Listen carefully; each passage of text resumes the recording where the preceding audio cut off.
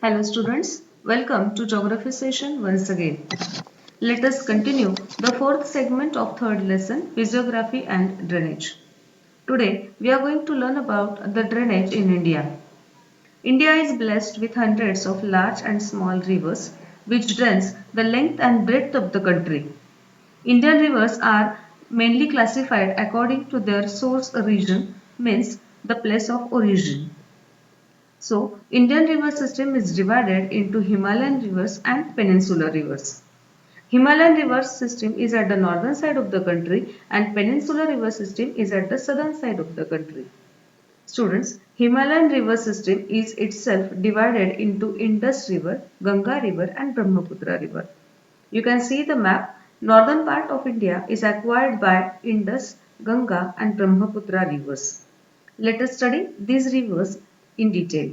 First we will see Indus river. Indus is also known as Sindhu river. It originates from glacier near Mansarovar lake in Himalayan ranges.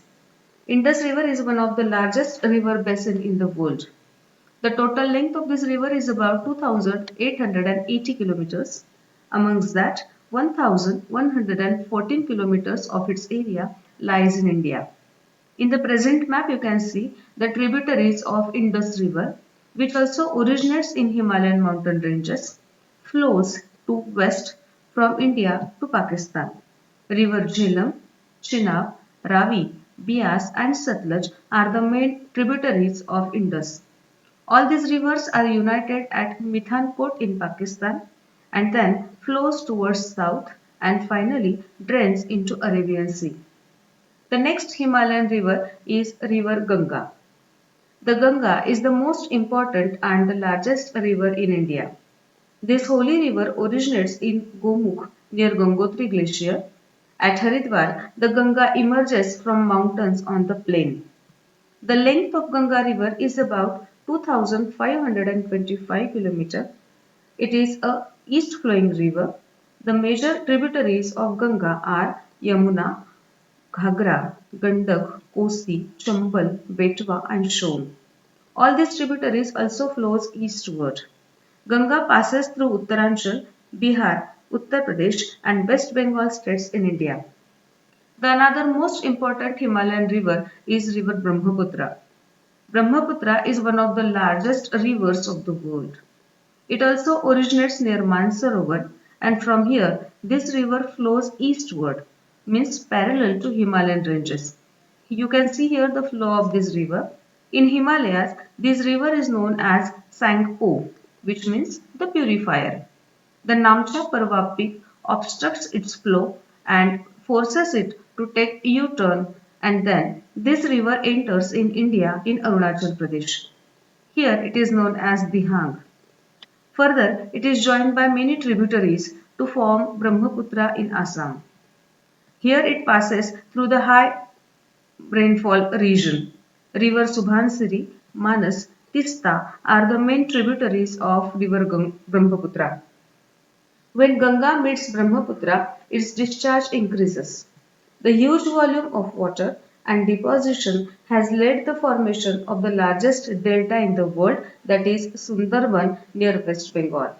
The Ganga-Brahmaputra system drains to Bay of Bengal. Children, the Himalayan rivers are known as perennial rivers in nature because most of these rivers originates in snow-covered Himalayan mountain ranges. In rainy season, these rivers are fed by rain. In summer season, these rivers are fed by melting of the snow. Let us move towards the peninsular rivers. Most of the peninsular rivers originates in the central highland and Deccan plateau. The Western Ghat forms a major water divide in the peninsular region. Peninsular rivers are divided as west flowing rivers and east flowing rivers. West flowing rivers meets the Arabian Sea while east flowing rivers meets Bay of Bengal. West flowing rivers occupying the area between Western Ghat and the Arabian Sea. These rivers are swift and short in length. Narmada and Tapi are the major westward rivers. Observe the map. You will see that Tapi, Narmada, Mahi are the rivers which flows towards the Gulf of Khambat in Arabian Sea. Along with these rivers, you can see river Sabarmati, which originates in Gujarat-Rajasthan border and flows towards the west to Arabian Sea. Another noteworthy river which originates on western slope of Aravalli mountain, that is river Luni, also flows towards the west and meets Gulf of Kutch. The second type of peninsular river is east flowing rivers, which meet Bay of Bengal.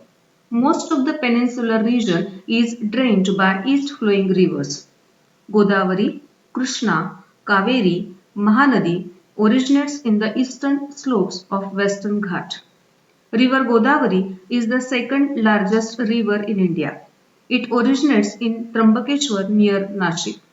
In terms of catchment area, Godavari is the second largest river in India. To the south of Godavari, basin of river Krishna is located. River Bhima and river Tungabhadra are the tributaries of Krishna. The another very important peninsular river is river Kaveri. It flows through the states of Karnataka and Tamil Nadu. This river has been harnessed for irrigation since a long time. Students, peninsular rivers are seasonal rivers. These rivers are depend on rainfall. So many times these rivers dried up in summer. In this way, today we studied the Indian drainage system. Thank you.